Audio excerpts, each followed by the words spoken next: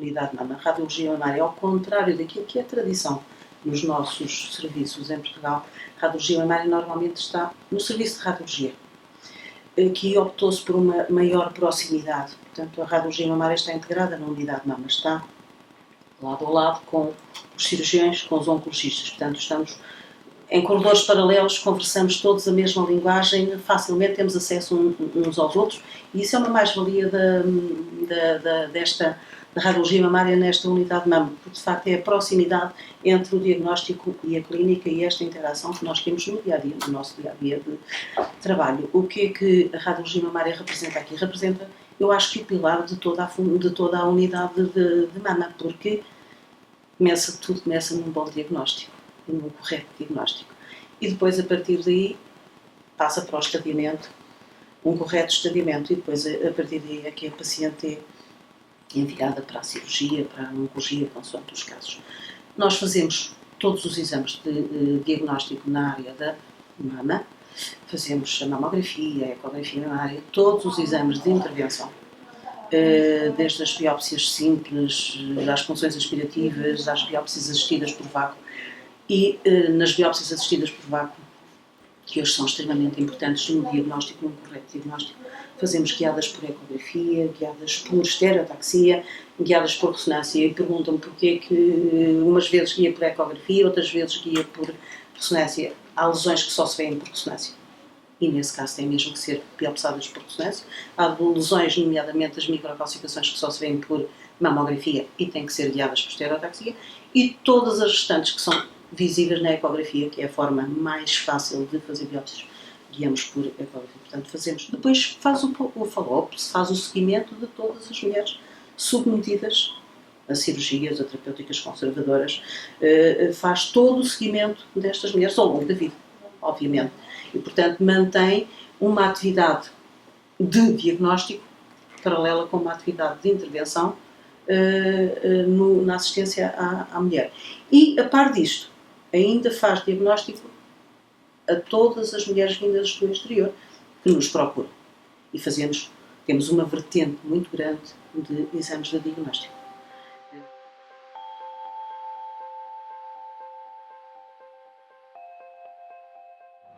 O meu nome é Sérgio Castedo e sou responsável pela consulta de genética aqui no Centro Clínico de Champalimau. O objetivo dessa consulta é tentarmos identificar formas de cancro hereditário, sobretudo as formas mais frequentes de cancro hereditário, que são as da mama, cancro hereditário do cólon, enfim, e outros órgãos que são menos frequentemente envolvidos. Baseia-se esta avaliação, sobretudo, em duas coisas. Quantos casos de cancro é que houve na família, de que órgãos e em que idade foram diagnosticados. Na verdade não são duas coisas, são três, porque é o número de pessoas com cancro, qual é o grau de parentesco, tipos de cancro e as idades em que foram diagnosticados. Com estes três aspectos nós somos capazes de classificar um cancro como provavelmente hereditário ou provavelmente esporádico. E digo provavelmente porque nunca temos a certeza se ele é efetivamente hereditário, mesmo que seja sugestivo de o ser, ou se é esporádico. Mas, com base nestas informações, conseguimos pelo menos decidir se aquela pessoa tem indicação para fazer algum estudo genético. Muitas vezes a pessoa que nos procura não é que teve cancro e os estudos genéticos, quando indicados, devem começar sempre por uma pessoa que teve cancro. Portanto, a pessoa certa para vir à nossa consulta, idealmente, será a pessoa que já teve cancro e não familiar que, porventura, possa estar preocupado. Quando indicados numa situação, por exemplo, de cancro da mama, nós propomos o estudo dos genes BRCA1, que são as iniciais de breast cancer em inglês, BRCA2 e, porventura, no caso de cancros muito precoces ou associados a outros cancros na família, de um outro gene menos vezes envolvido, que é um P53. É isso que basicamente fazemos na consulta. E uma vez identificadas alterações, encaminhamos essas pessoas para a consulta de risco, onde é planeada a vigilância e, porventura, a adoção de medidas de prevenção, de redução de risco.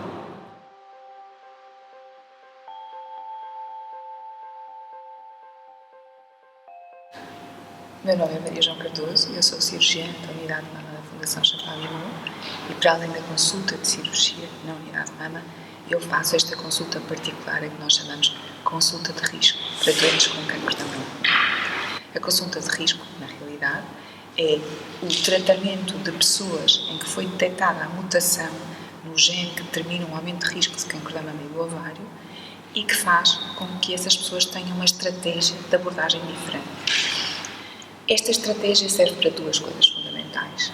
Para ter estratégias de prevenção primária fundamentais, nomeadamente decidir se vamos fazer cirurgia de mastectomia e de ovariotomia, e para podermos tratar as nossas doentes que já têm cancro da mama com terapias que são diferentes e dirigidas para portadores de prevenção primária para quem tem a mutação, e que significa poder fazer uma vigilância mais apertada, ou cirurgias de prevenção primária, como as mastectomias profiláticas e as ovarectomias profiláticas, ou a cirurgia do cancro da mama e tratamentos especificamente dedicados a esta forma de cancro da mama, que tem especificidades diferentes e que permite a utilização de substâncias que só foram desenvolvidas para este tipo de cancro.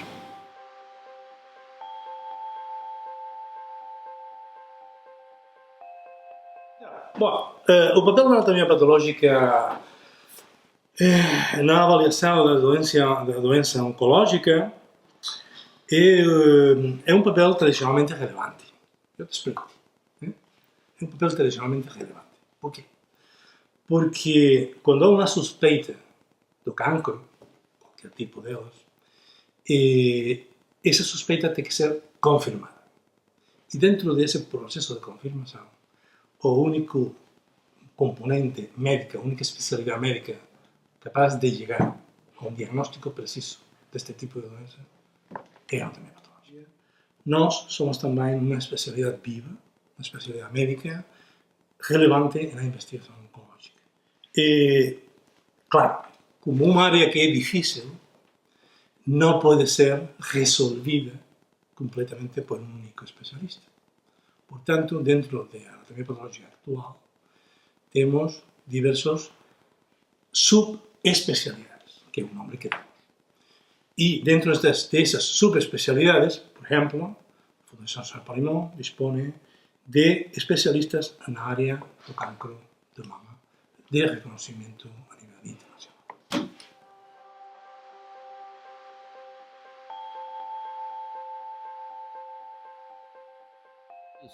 A anatomia patológica é uma especialidade médica que tem um papel crucial no diagnóstico, prognóstico e investigação do cancro da mama.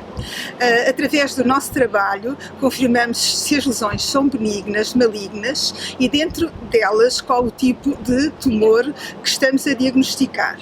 Cada tipo de tumor pode ter abordagens clínicas diferentes, tratamentos diferentes. Assim, é muito importante caracterizá-lo não só morfologicamente, isto é, no aspecto que as células do tumor têm, como através de outras características, como se exprimem ou não receptores hormonais, se exprimem ou não outro tipo de marcadores, como outro tipo que permitem terapêuticas dirigidas. É também importante saber a proliferação, isto é, a velocidade a que o tumor se está a dividir, pois este é um fator de prognóstico importante e permite alterar as terapêuticas que se fazem às doentes.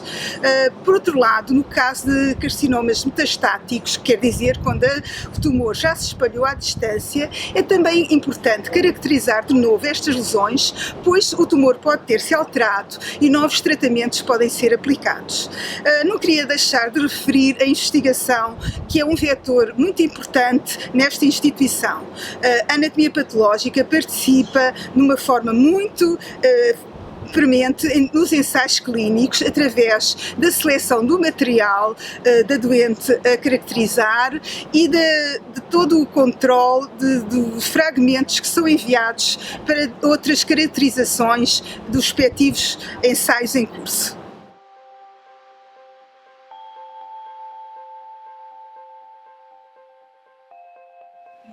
Meu nome é Maria João Cardoso, eu sou cirurgiã da Unidade de Mama da Fundação Champalimau. Meu nome é Carlos Mavioso, sou cirurgião plástico da Unidade de Mama da Fundação Champalimau. Nós temos uma unidade de mama que tem 5 cirurgiões, 2 que vêm do background da cirurgia plástica e 3 que vêm do background da cirurgia geral. Os 3 cirurgiões que vêm do background da cirurgia geral têm os 3 competência em cirurgia da mama. O que nós tentamos fazer aqui nesta equipa, com a ideia de que tudo o que fazemos aqui é multidisciplinar, foi na área de cirurgia também desenvolver esta atividade multidisciplinar. E, portanto, os cirurgiões que vêm da cirurgia plástica e os cirurgiões que vêm da cirurgia geral trabalham juntos para conseguir fazer todos a mesma coisa. Trabalhamos tão juntos que já nem sabemos o que é que cada um faz, verdade? O cirurgião plástico e o cirurgião geral afundem um bocadinho os seus conhecimentos e adquirem conhecimentos um do outro. Nós fazemos parte do trabalho que eles fazem e sabemos fazê-lo, e eles a mesma coisa, de forma a que todos saibam o que cada um está a fazer e de que forma fazê-lo corretamente. É muitas vezes pensado pelas doentes que, quando se fala em cirurgia oncoplástica, nós estamos mais preocupados com a parte estética do que com a parte oncológica, o que não é de todo verdade. E a competência destas duas valências faz com que as duas coisas sejam importantes, tendo sempre em atenção que a parte mais importante é que a doente fique oncologicamente bem. Ora, aqui estamos outra vez, num cenário diferente, que é o cenário do internamento da Fundação Champalimau. Como podem ver, é difícil nós fazermos o que gostamos de fazer, que é dar altas precoces. Sim. Não é? Porque a maior parte das pessoas gosta muito de ficar aqui muito tempo, porque quem não gostaria, não é? Com esta vista. Mas basicamente, na cirurgia da mama, nós temos internamentos de 24, 48 horas. A maioria das doentes. Depois há umas situações mais complicadas que poderão ir até aos 5, 7 dias, mas são não é o raras. habitual. Exatamente. Não é o habitual. Nossa preocupação fundamental é que as pessoas estejam bem no pós-operatório, que não tenham dores, que comecem fisioterapia o mais precocemente possível durante o internamento e que a continuem no exterior, que tenham a consciência quando vão, que têm sempre um contacto connosco, com qualquer um dos elementos da equipa para qualquer dúvida, até porque nós operamos à segunda e à quinta-feira e, portanto, temos altas durante o fim de semana, e que tenham a noção de que quando vão para casa estão completamente seguras e autónomas para fazer a vida normal. Exatamente. E, portanto, basicamente eu acho que a cirurgia da mama é uma cirurgia muito emocional de todos os pontos de vista, mas que na realidade tem um pós-operatório que é bastante agradável, mais se for assim. Sim, e saem já com um plano de tratamentos futuros, idas à consulta e a penso, já programado quando saem do internamento e, portanto, não têm esse tipo de dúvidas, não surgem. No caso das doenças oncológicas, uma semana depois estamos a discutir o resultado da cirurgia novamente na nossa reunião multidisciplinar, que vai definir os próximos tratamentos, que é uma coisa que nós todos hoje temos a noção que é fundamental, que é ter a agenda de tratamento pré-determinada para uma pessoa poder organizar a sua vida, que é óbvio que um cancro tem impacto na própria pessoa e em todas as pessoas que estão à volta, como é óbvio.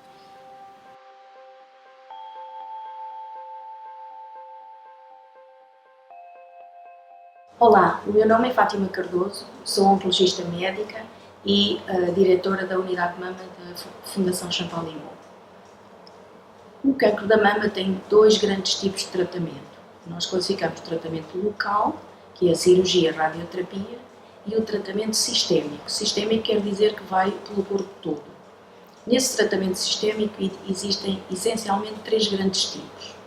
Um, que é o mais conhecido de todos, também o mais temido, vamos dizer, que é a quimioterapia, que são agentes químicos, habitualmente dados por as veias, por via endovenosa, mas também existem quimioterapias orais e que têm a função de matar as células que estão em grande divisão, em divisão muito acelerada, que é uma das grandes diferenças entre as células tumorais e as células normais.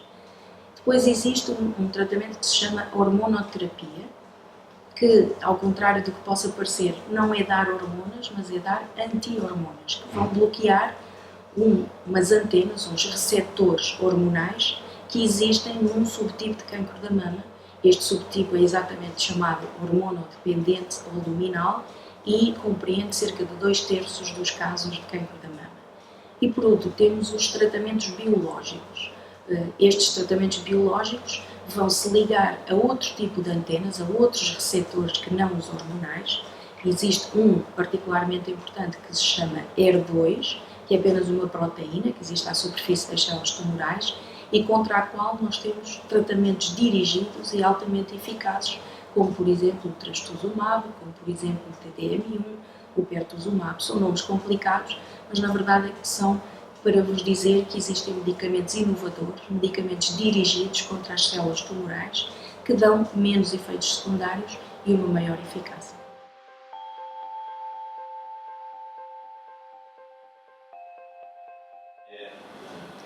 Boa tarde, o meu nome é Marco Paulo Santinho, trabalho aqui na radioterapia da Fundação Champal. Estamos a falar da radioterapia no carcinoma de mama.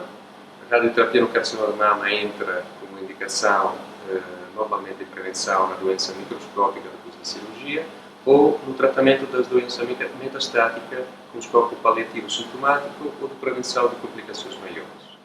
Trata-se de sessões seguidas de raio-x de alta energia, como objetivo do sítio da doença na doente de receber uma dose suficiente, biologicamente suficiente de radiações e de poupar os órgãos que estão à volta do sítio que se deve tratar.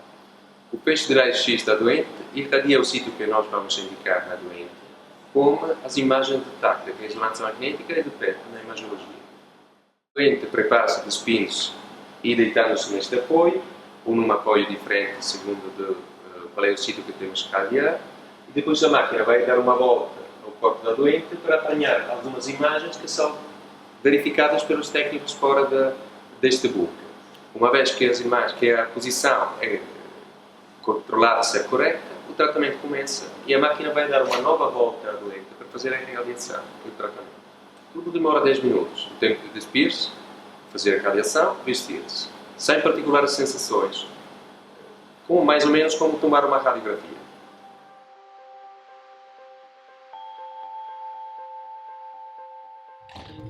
Olá, boa tarde. Estamos aqui no Jardim Interior do Hospital de Quimioterapia. Sou a Susana Pedro, sou enfermeira. A equipa de enfermagem da unidade de mama é composta por 5 elementos.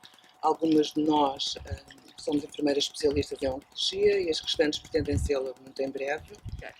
A filosofia da unidade de mama pode-se resumir em poucas palavras: holística,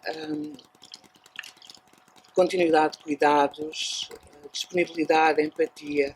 Holística porque não nos centramos na doença, mas centramos-nos na pessoa, nas suas vertentes físicas, psicológicas, emocionais, espirituais e também inseridas num contexto familiar e social.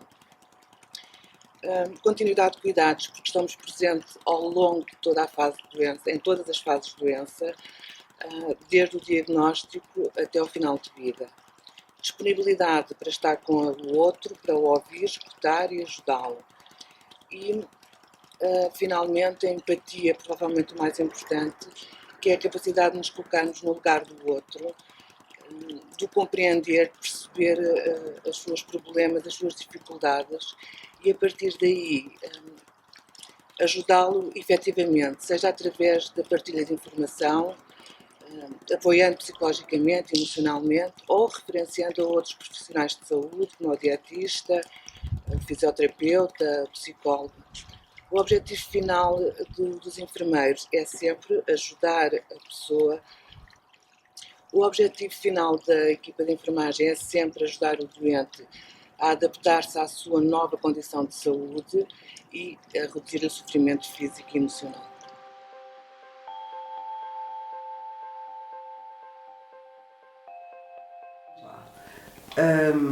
É com grande prazer que me dirijo hoje a vós, enquanto responsável da unidade de psico-oncologia do Centro Clínico da Fundação Champalimau. Estou ausente porque estou no Congresso Mundial de Psico-Oncologia, enquanto presidente não poderia estar em dois lados ao mesmo tempo, mas estou desta forma aqui convosco. Falar um pouco da psico-oncologia aqui no Centro Clínico e em particular na área do câncer da mama. Esta é uma área que de facto assumiu nestes últimos anos mais protagonismo porque o sofrimento psicológico dos pacientes é real. Ele existe em cerca de metade da população dos doentes oncológicos, sendo que tem pequenas variações consoante a população. na área do cancro da mama está estimada entre 32% a 42% da população de mulheres que têm um diagnóstico de cancro da mama tem sofrimento psicológico severo. Esse sofrimento psicológico tem impacto não só na qualidade de vida e no bem-estar das mulheres com cancro da mama, mas também nos resultados clínicos do tratamento. Agora, o que é que a psico-oncologia tem para oferecer aos doentes oncológicos? Por um lado, queremos destigmatizar um bocadinho o que é isso do acompanhamento psicológico. O acompanhamento psicológico é, no fundo, uma ajuda a desenvolver os recursos do paciente para saber gerir melhor o impacto emocional da doença e dos tratamentos. E aquilo que cria é um estado de crise emocional em que a pessoa de repente, costuma-se dar esta metáfora, um diagnóstico de doença oncológica é como se de repente a pessoa aterrasse num país desconhecido do qual não conhece nem a língua nem o mapa. E portanto temos que ajudar a essa pessoa a encontrar pontos de segurança. Habitualmente o tratamento é um ponto de segurança, é a solução para o problema que a pessoa tem, e essa é uma boa forma da pessoa começarem a definir o que é o percurso que ela própria pode desenvolver e quais são as boas notícias a partir de uma má notícia que teve.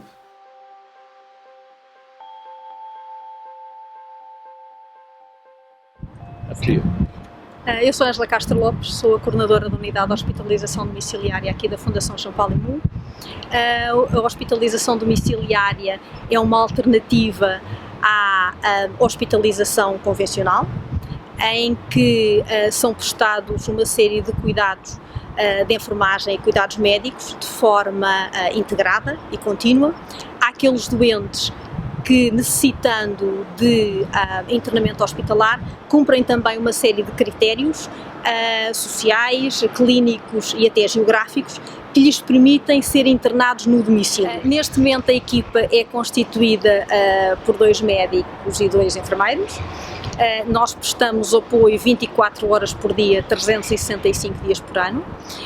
Para além disso, a unidade de hospitalização domiciliária faz também uma consulta de controle de sintomas aqui na Fundação Champalimau, para aqueles doentes que têm sintomas descontrolados, em sede de cuidados paliativos ou não, doentes que são habitualmente seguidos e tratados no nosso centro clínico e que, não necessitando de um internamento hospitalar ou domiciliário, necessitam de algum apoio para controle dos sintomas.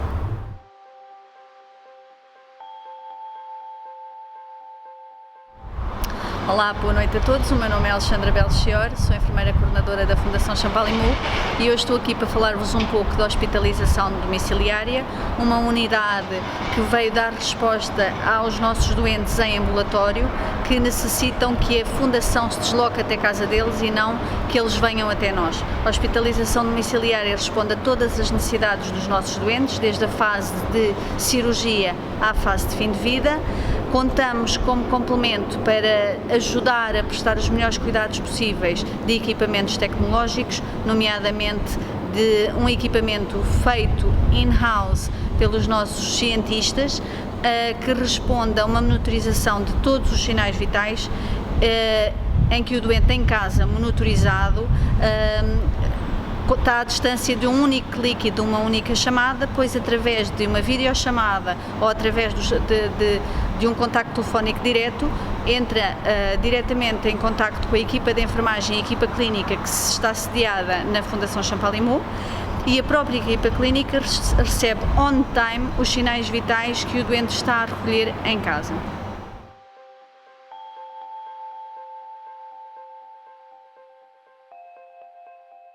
Em todo este caminho de acompanhamento do doente com cancro da mama, desde o diagnóstico até o seguimento, até ao final de vida, se for caso disso, e mesmo antes do diagnóstico, para discutir risco de desenvolvimento desta doença e seguimento de pessoas de alto risco, é extremamente importante que todas as decisões sejam tomadas de uma forma multidisciplinar. Isso o que quer dizer? Quer dizer com todas as especialidades médicas e de outros profissionais de saúde, nomeadamente psicólogos, enfermeiros, serviços sociais, nutrição, etc., estejam todos a avaliar o doente na sua globalidade e a tomar a melhor decisão para cada momento do processo de tratamento e de seguimento. Também em todos estes momentos é essencial a participação em ensaios clínicos. Existem ensaios clínicos para seguimento de pessoas de alto risco e existem até ensaios clínicos nos cuidados paliativos e nos cuidados de suporte. Quando pedimos a alguém para participar em ensaio clínico é para ajudar essa própria pessoa, mas também todos os doentes que virão em seguida.